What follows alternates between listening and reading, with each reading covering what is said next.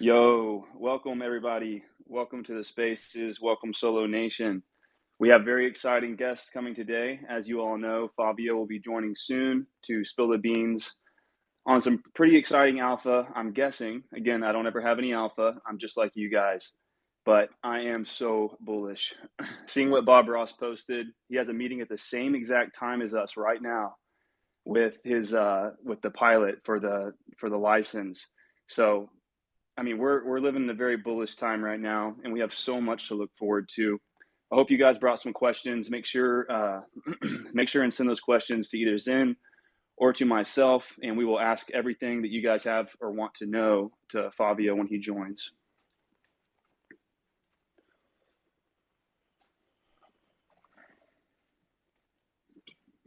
Actually, just I just bought another Solo Nation OG off the market because I want to bring my lady with me to Coronova, and I look forward to seeing all you guys there. I hope every OG in this space will be there, and that I can meet you guys. You know, either for the first time, the second, or third time now. I've been to a few of these events, and they just get better and better.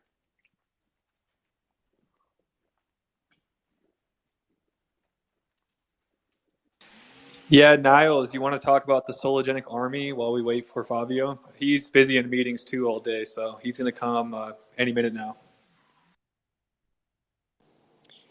Cool. Yeah, thank you, Zen. Yeah, Sologenic.army. I personally speak about it just as a contributor. There's no organization or, central organization behind Sologenic.army. We really just created the website with several people. Shout out to Average John and shout out to Kappa. Just with the idea around creating like a shared resource to help the Sologenic community. And just really focused on sharing educational content for Sologenic and the XRPL. And one idea that really builds a Sologenic army is that it's just easier and more efficient to send somebody a link to a tutorial or an article. And instead of just re-explaining to somebody each time that they're in need of help. And yeah, I think, the ethos of decentralization by the community, for the community, it's really built with that principle. And I think that makes it more engaging too. But yeah, anybody is absolutely welcome to contribute to this resource. And currently, we have the FAQ section, the library of tutorials, troubleshooting guides, a community section where we can contribute articles that we wrote. Mario has an excellent article on tokenization there. And yeah, just there's also an archive of videos and articles directly from the Sologenic team, from their YouTube channel and Medium and all of that. And yeah, as far as getting involved and contributing as well, directions on how to do all that are on the Contribute tab on there, utilizing a site called Pastebin for articles and posting on YouTube as well.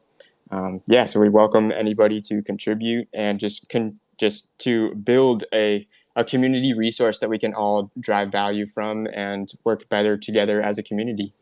Can you give us some examples of the type of tutorials you guys have up on the page right now? Some people might be curious. Yeah, absolutely. There's some airdrops coming up, and everyone's asking questions, and I'm sure a lot of people want to get their friends involved. So I think do you have tutorials for the upcoming airdrops?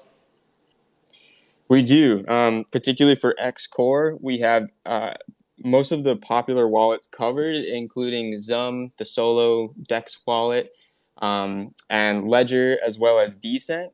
So all those direct tutorials are up there. And then we also have tutorials on how to look up tokenomics on the XRP ledger, how to check if an XRP ledger token issuer can still create more tokens, aka if it's been blackholed. We also have tutorials on how to create an XRP wallet, like through the Sologenic DEX app or through Zum. Then the latest one I'm working on is a video about spreads and slippages. So I also had a question for Favio when he does come in about the slippages specifically.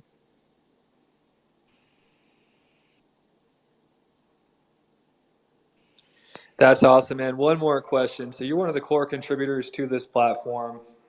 And of course, you probably have communicated with some of the other team members of Sologenic.army. What is your guys' end goal and vision for this platform? Like, where do you guys see this going in the next few years?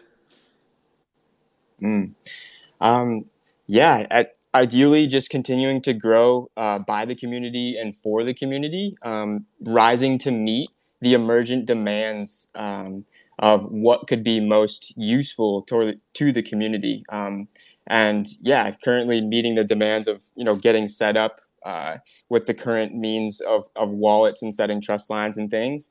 And then also serving as like a hub and a resource to where if somebody's new to the technology and curious to learn, a central place where they can come to find all the Sologenic derived information from tutorials to articles and learning about the utility of the token.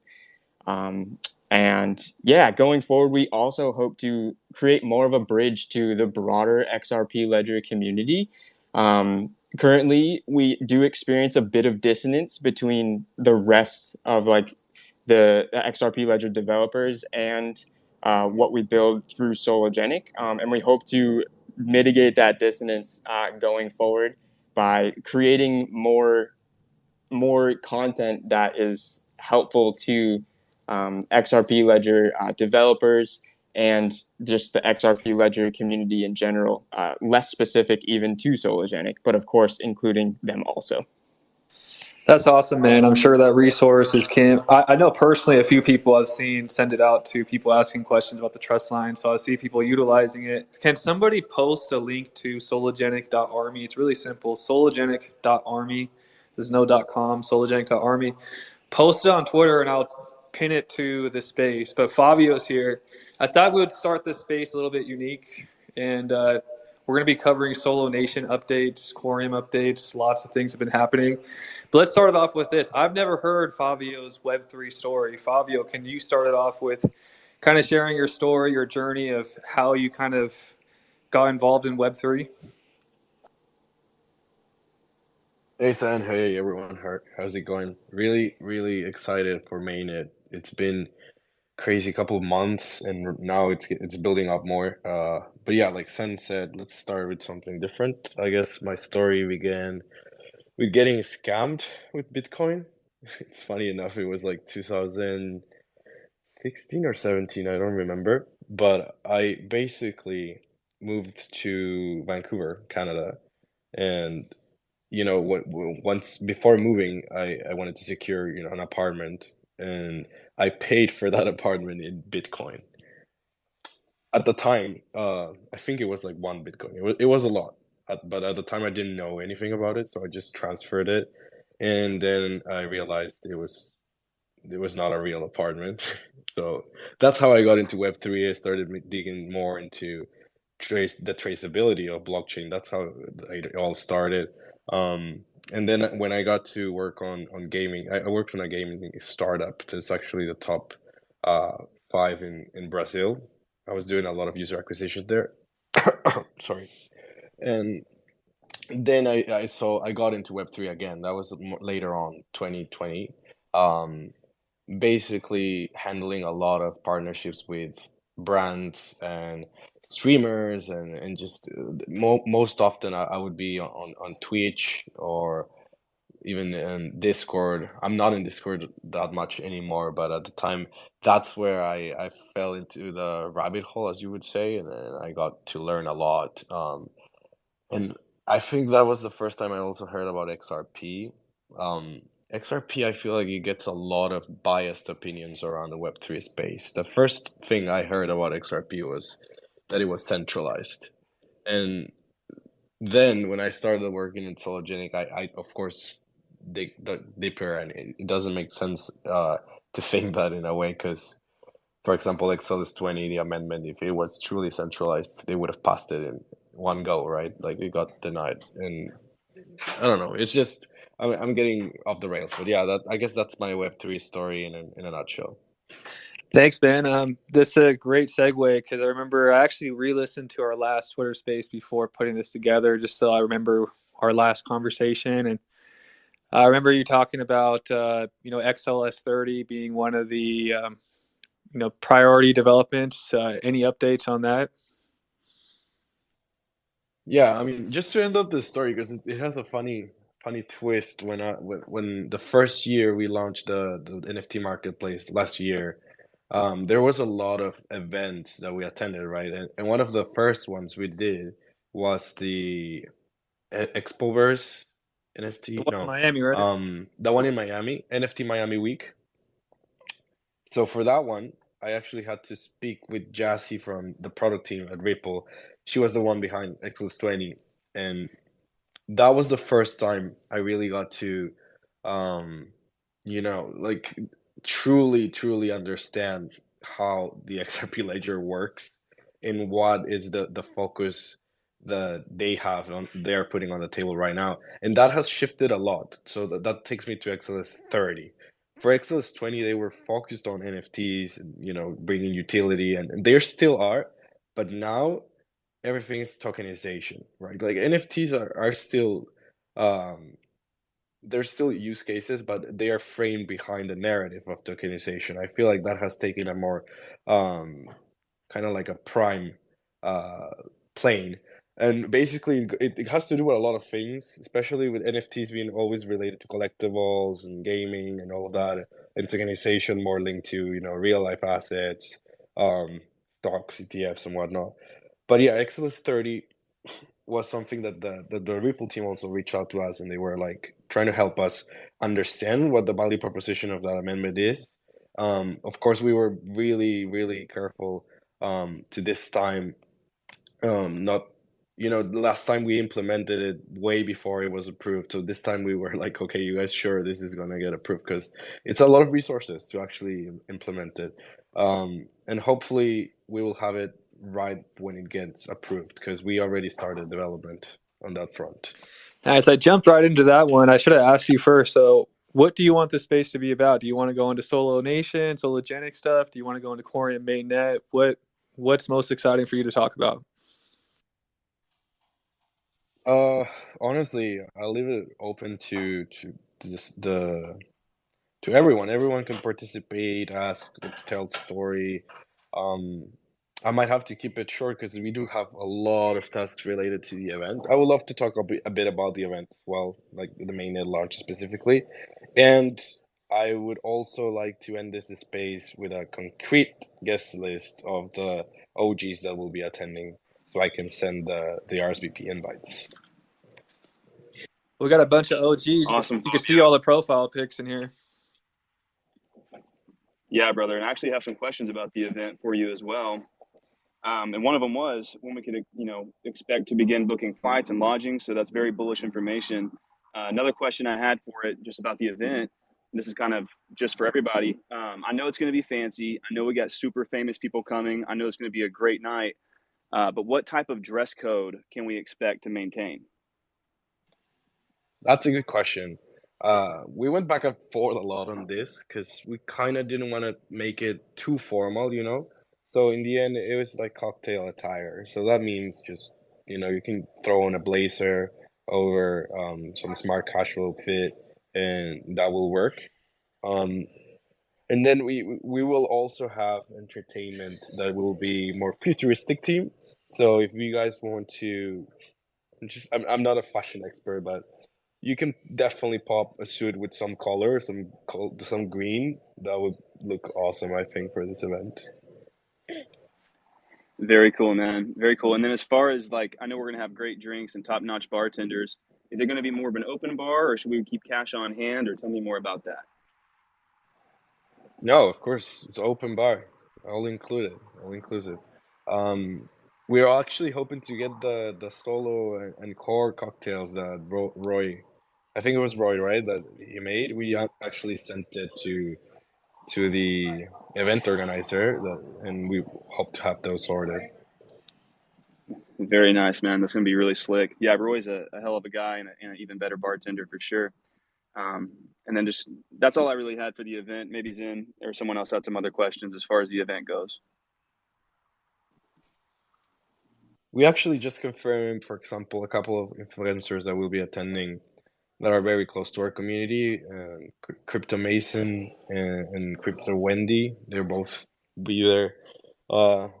And we're also working with CAA to really get some high tier celebrity. So I cannot disclose the names till we sign, but it's gonna be very very not necessarily like crypto related personalities, but big personalities overall in the entertainment space. Wow, that's super exciting, man. I'm really looking forward to it. I actually bought a another OG NFT today just so I could bring my girlfriend with me. So definitely put me and my girl down on the list, bro. We're gonna book our flight and our hotel tonight. Can't wait to be there. So Favio, when I was re-listening to the last space that we hosted, you mentioned that basically quarter one, the Sologenic, you guys hired 2 new people, which takes a lot of time to teach them everything, get them in the flow, and you guys were really coming up with strategies for the tokenization system. And you mentioned end of February you could have some potential updates. Is it time yet for some updates, or is it still? Do we have to wait for this meeting with Bob to get some new information on that? Yeah, I mean, tokenization wise, Otto is going to be the new point of contact. He's going to be the product owner, meaning he will be in charge of making sure all the regulatory frameworks are met, and also the strategy behind the go-to-market. Uh, yeah, the go-to-market strategy for this product in particular. So I think we will line up a space with him so he can give more updates. But what can I tell you is that we are updating the roadmap. I actually updated the roadmap yesterday, and I should be publishing that tomorrow, perhaps. And that has already some more clarity in that. That's awesome. So what's the vibe with Otto joining the team? It seems like he fits into like the chemistry of your organization perfectly. The whole Soul Nation community loves that he engages with us on Twitter. Like, what's your feeling on this guy? He the right person for the job? Absolutely. I remember when we had the first interview when I met him. He's super good at explaining kind of like my field of expertise is definitely not the securities market. So we needed someone that has really worked on traditional finance, worked on fintech, and worked on crypto related projects that tailor those previous two. So it's a very particular background, and he ticked all the boxes. He also he's very good at communicating, like I said, and that's very important when we hire someone that is gonna handle communication with a new product. I think the messaging there has to be as clear as possible, and he's also helping me with PR efforts. So we work, you guys know we work with Waxman, and he's always doing research. He's always sending articles, and I feel like that's a great addition to the team because not only he does his job, but he also goes a bit above and shares knowledgeable information to pivot the strategy or to find other new opportunities that not necessarily are the Sologenic tokenization platform, but also we're hoping to do some events, hackathons, and partnerships with other enterprises on the Coreum front as well. That's awesome to hear. Yeah, I really feel like he's bought into the whole organization and that he's all in, and hearing that just proves that. So, does anyone else have any questions for Favio? Also, the reason it was because it's the same business team that we handle both Corium and Sologenic, but it's a different development team. So we noticed that a lot of people thought that Sologenic had been abandoned, and we kind of were focusing on Corium, but the teams are completely separate, and even, like development wise, right? Because that's what matters. So we just wanted to make sure there's a person that it's 100% on Sologenic, on the Sologenic side of things, and that's Otto, Eric as well. So that way we're able to focus on growth on that front as well. Here, let me read a quote from one of your Medium articles because, yeah, there's been a lot of people saying that Sologenic's been abandoned for Coreum. And I want to kind of understand and hear you paint a picture for the audience of like how you describe the synergy between Coreum and Sologenic and the XRPL. In the Medium, you wrote, For this reason, the first asset other than IBC base assets that will be bridged to the Corium blockchain is the XRP and other tokenized assets on the XRPL. How does this relationship how is this a beautiful relationship with Corium and Sologenic in your words? That's a very good question. I got asked that in an interview, I think, a couple of weeks ago. So now Coreum is its own foundation. It was initially funded by the Sologenic Development Foundation, but now it's a project backed by it. And at some point, I think that to summarize, at some point we do want Sologenic to be interoperable both with the XRP ledger and Coreum, and we see that completely feasible. The first step, of course, is to have that bridge, that non-custodial bridge that we are doing with multi-chain. And it really was like we have a group with multi-chain, and both development teams had to engage for this to make sure it works on both ends, and it's all ready for mainnet launch. So everyone that has core on the XRPL can bridge it to native core on the mainnet. Have you been able to kind of see how this is going to look? Like, how smooth is this process going to be? I don't know much of the technical details, but I'm guessing it's some sort of like you swap the token and it gets burned when it arrives to the chain. I can definitely get more details for another time, more closer to when it gets to. Yeah, I think we should do a week before. We should post a tutorial if needed, but it's gonna be we have a bridge already on Sologenic, so it's gonna be the same UI. There's two actually. One to the Binance Smart Chain that is through Albridge, and then the one through Phantom, I think it's using multi-chain. So it will be the same UI UX. Like you put the token you want to send, and the token in the chain. In this case, Corium will pop up there in the list, and you just send it, and that's it. So this is kind of one way that I've been able to let me know if I'm on target with this. So this is how I see both of these chains working later down the road. So we know that Sologenic, very easy to tokenize an asset. You guys have the IDO launchpad coming. Then you also have the grants for the DeFi developers to build the smart tokens on Coreum. So I kind of see like the IDO launchpad being a great launch for people to, tokenize an asset. And then, we know XRPL has certain limitations. You could use Corium smart tokens to take that asset you launched on the IDO launchpad and then give it third generation functionality, smart contracts, multi-chain interoperability. Is that kind of how these two, I want to make sure that I'm educating people the right way. Is that how these two could complement each other? Yeah, absolutely. We even thought for wave one, I wanted to launch the IDO and be able to provide that for projects that perhaps didn't make it to be one of the grantees.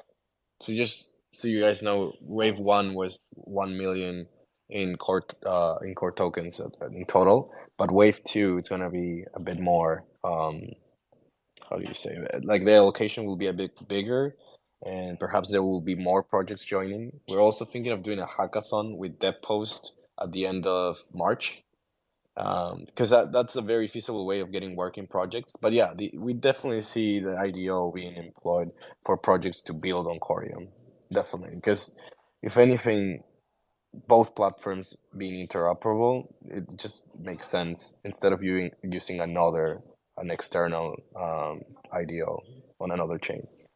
I think Brett S had a question for you. Go for it.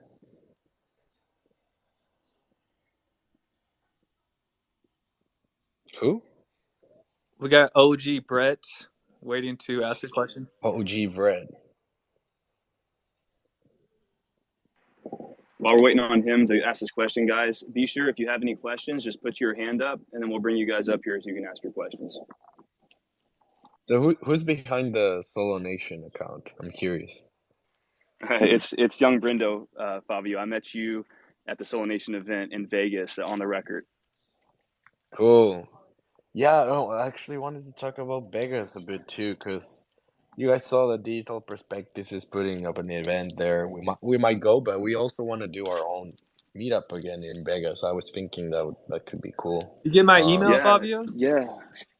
Do you get my email? You get my Uh, document I sent you? oh, not yet. I haven't. So I But have I will I was definitely already take a look. planning a Vegas event for Zen Lounge, and then you told me you wanted to do something. So I already have a whole venue. I was thinking of doing like a barbecue party for like all the core stakers. Like we're staking our core. Let's have a barbecue and stake some steak. Fuck it. Excuse my language. Let's be professional. This is Solo Nation. Clyde, what's up? Steak some steak. Then you got me laughing. Yeah. Oh man, how you guys doing? Is it me or are you all having an adrenaline rush right now? Because I'm super bullish at the moment. But happy to talk to you, Fabio. I have a question for you. I think the last time you were talking about having like a listing marathon, and I would like to know if you can elaborate a little bit more on that and how the process is going. Yeah, for solo or for core? Both. Both. Let's just say that both. There's still some exchanges listing on the marathon. We just have to postpone based on priority because we really were focusing on the main event and the validators. Validators were fundamental and we actually exceeded our expectations. We were hoping to just have 32, right, for mainnet. We have currently 48, and that number keeps growing. And I feel like that's a bit more important uh, than a listing. But yes, they're still in the pipeline. There's a couple for core coming, and there's one big one for solo coming as well. Can I plug something in on that note?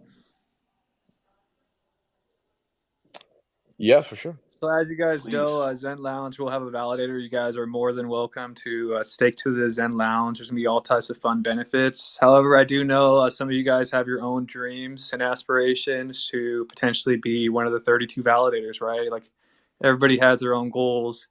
So I actually just created a collaboration, a partnership with Zeev, and I have a link that anyone that wants to launch, and you don't have to have not that much technical experience to launch your own validator with Zeev. So Zen Lounge has a collaboration with Zeev.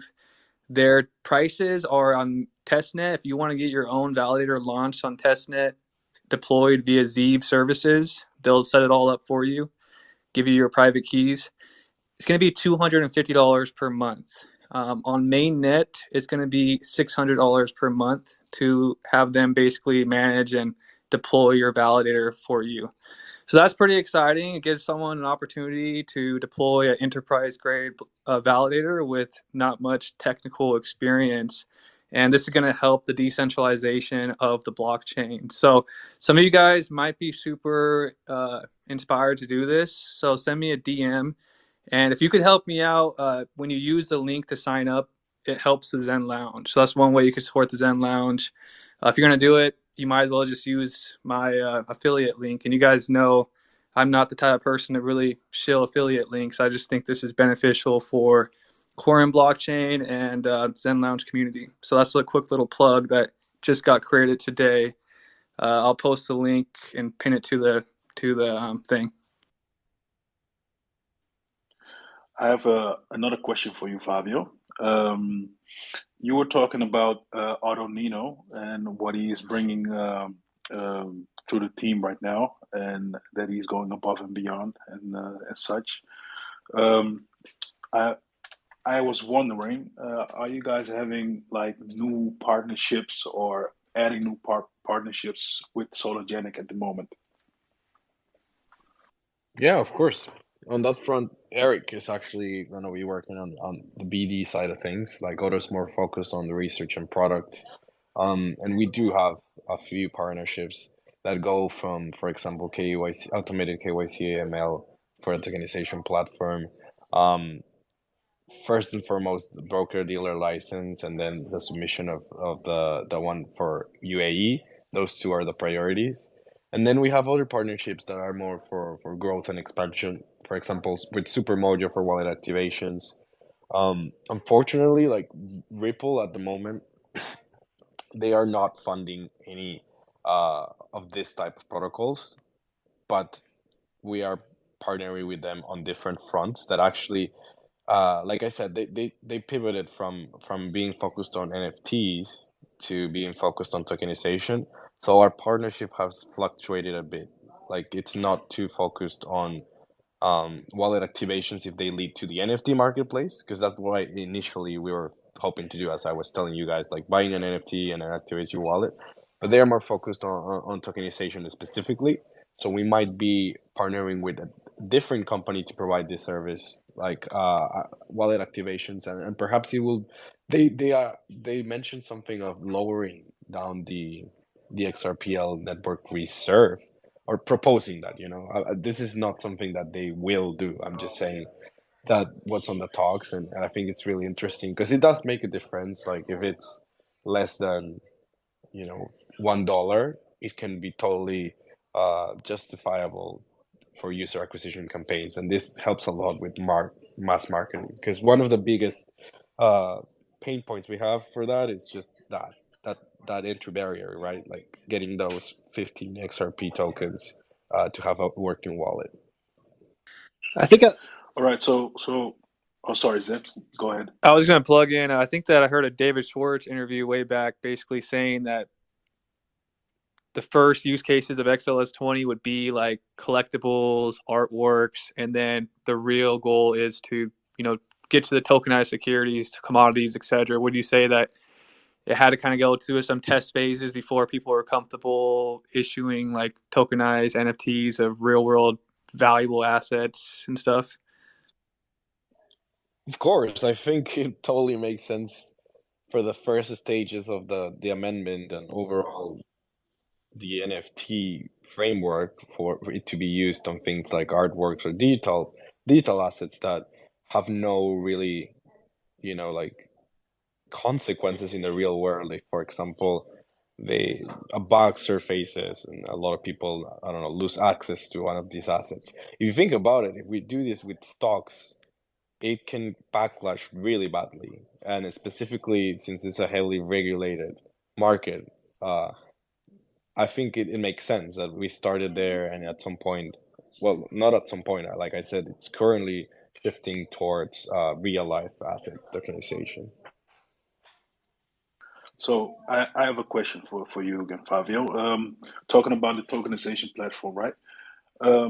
When this pilot goes live, will it go live like globally, or will it like go live through certain jurisdictions? Certain jurisdictions. Yeah, on that topic, I think we will be able to disclose the jurisdictions pretty soon. As long first we need to know the capabilities of the broker dealer license that we acquire, and then we can list down which jurisdictions will be up for the pilot program. But to launch it globally, there's no company that has done that yet, because the regulatory framework is not that clear, especially in the US. But I can certainly advocate for the UAE as being one of the first targets for like a more broad launch. But in terms of the tokenization pilot program, we will definitely do a space with Otto providing more details once that has been acquired. But at the moment, I cannot disclose anymore. Yeah, because I've seen the UAE, they are very, very progressive regarding regulations and also crypto assets. It's Yeah, beautiful to exactly. see. They have. There's a document I can send you guys, super interesting. That literally Please. details like the 4 steps. They made it like a guide. They are working with a lot of leaders in the crypto space. Like the government is working directly with them, and they provided like a guide that says the 4 steps to actually obtain a tokenization license in the UAE. Didn't Brad Garlinghouse I just have. shout out that same framework? He just posted about it. I think so. Was it the BA? It was named something like. Let me search for it. UAE. I got this Just wanna crazy say question on the tip of my tongue. Clyde, is okay if I ask this question? Of course. Okay, so we're so focused on Ripple and the XRPL because that's kind of the birth of this whole community, right? Like we come from the XRPL and Ripple is heavily part of that whole thing, right? However, we know Coreum is one blockchain for all. It could benefit so many other chains. Has there been any contact or anyone reaching out to you, other layer ones, other distributed ledger protocols, reaching out to the Coreum Foundation, showing any type of interest to collaborate with you guys? Yeah, just to close off on the previous one, it's called the Bara, just VARE, and I'm gonna share the link somewhere. But basically, it's like a full market product regulations framework. And yeah, to answer your question, we are in contact with a few of Cosmos-based chains like Osmosis. There was another Polymesh, and I think it will start there. But through IBC Wait, compatibility, Polymesh? You guys want to it's work with Polymesh? no, we're just in Oh, in contact with them, contact with but them. we haven't. They're Yeah, doing tokenized securities too, right? yeah, we actually had a meeting with them today. Um, but it's too early to say, oh, we're gonna be working with this blockchain and this blockchain. But what can I tell you is through IBC super, you know how easy it is to build interchain applications. It's literally as putting together building blocks on a web builder. So that really opens the door for a lot of like, for example, Citadel One, which is one of our partners for wallet integrations. Like they have a wallet and they will also be a validator. They have in their own app, the web app, they have Osmosis embedded on the same app as having Kepler and everything. Yeah, dude. I've been It wanting to really have works I've been very wanting to have smooth. a conversation with you because the father of Cosm Wasm just deployed his own DeFi DEX, and his whole vision is to offer this on multiple Cosm Wasm chains.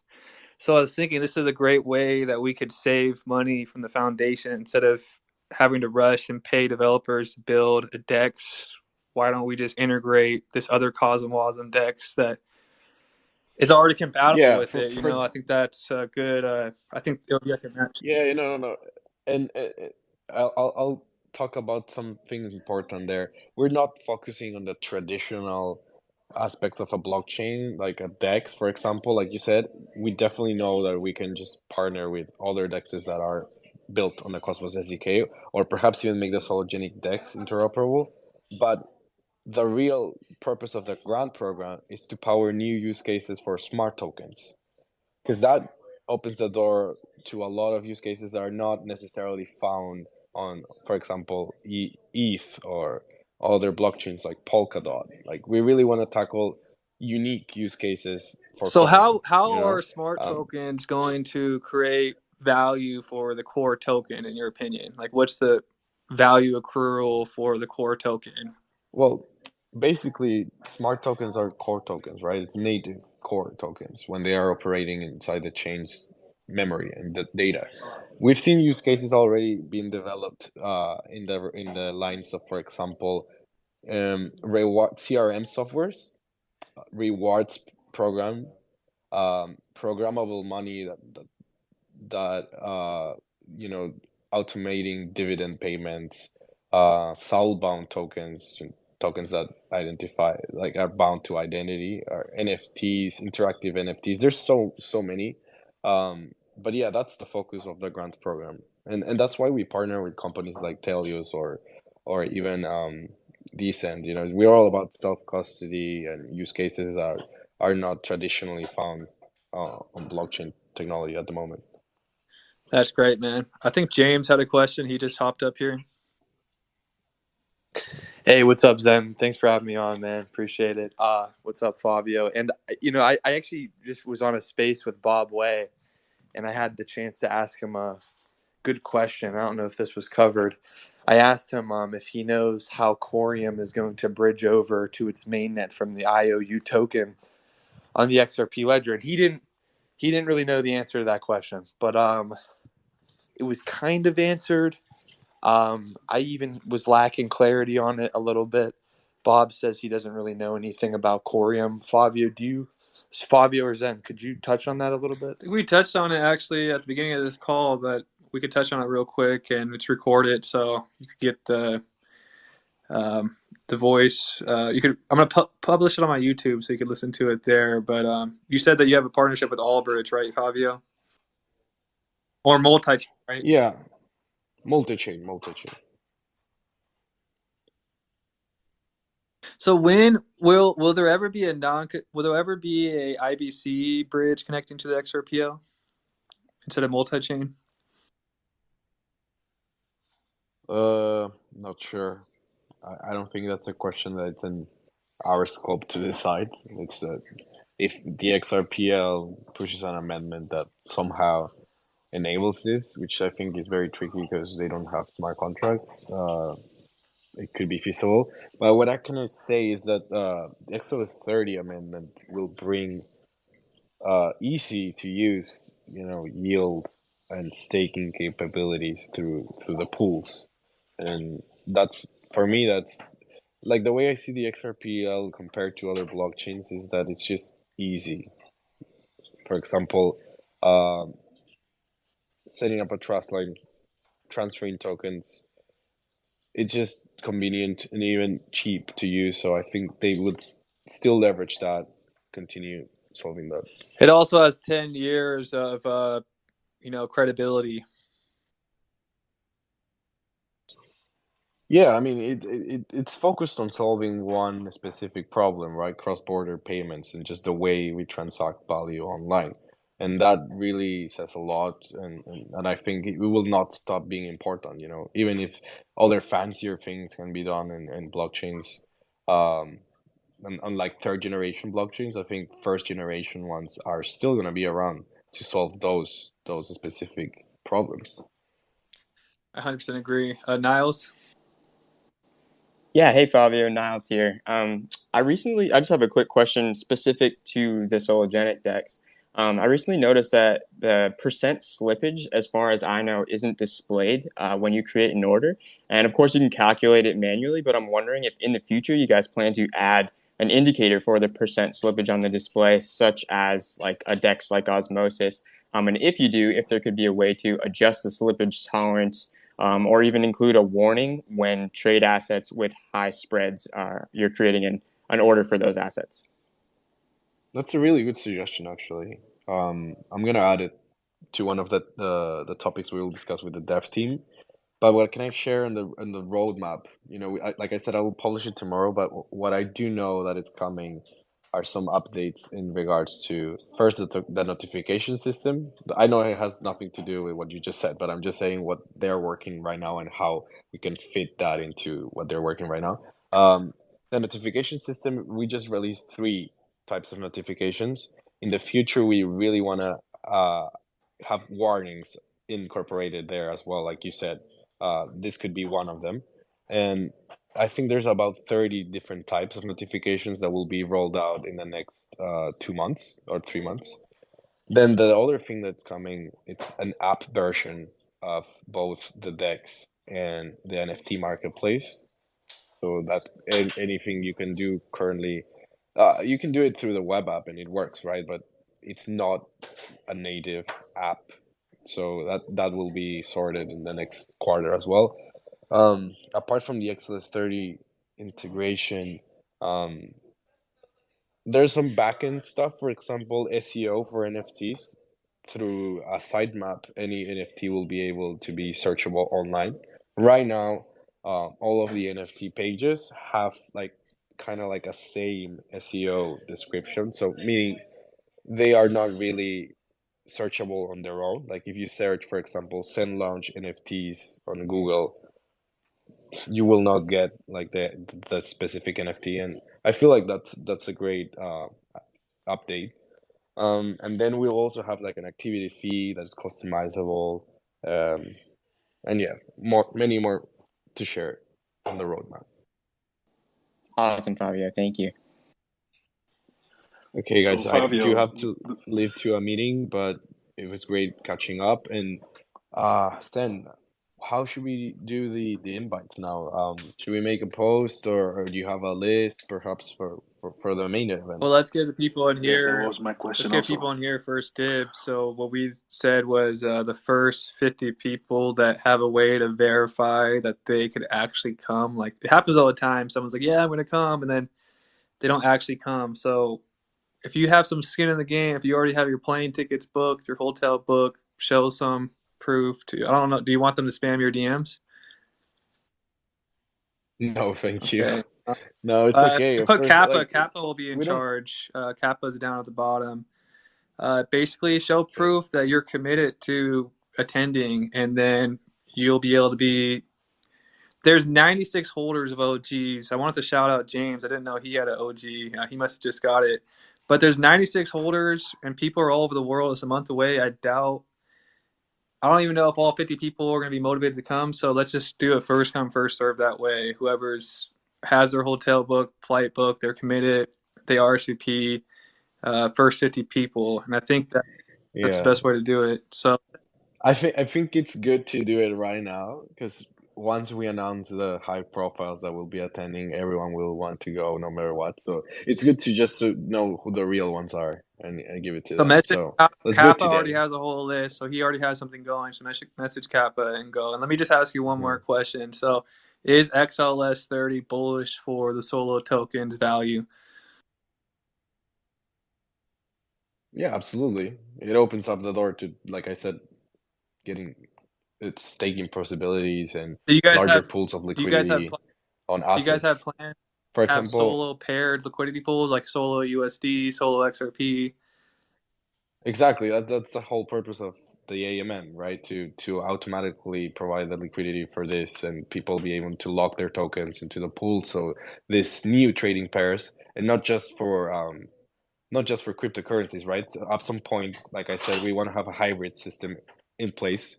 We currently have it, sorry. Like the tokenization platform is already linked to the DEX. If you put it on testnet, and if you put the Solo DEX on testnet, you can send your tokenized Tesla stocks um, onto the DEX.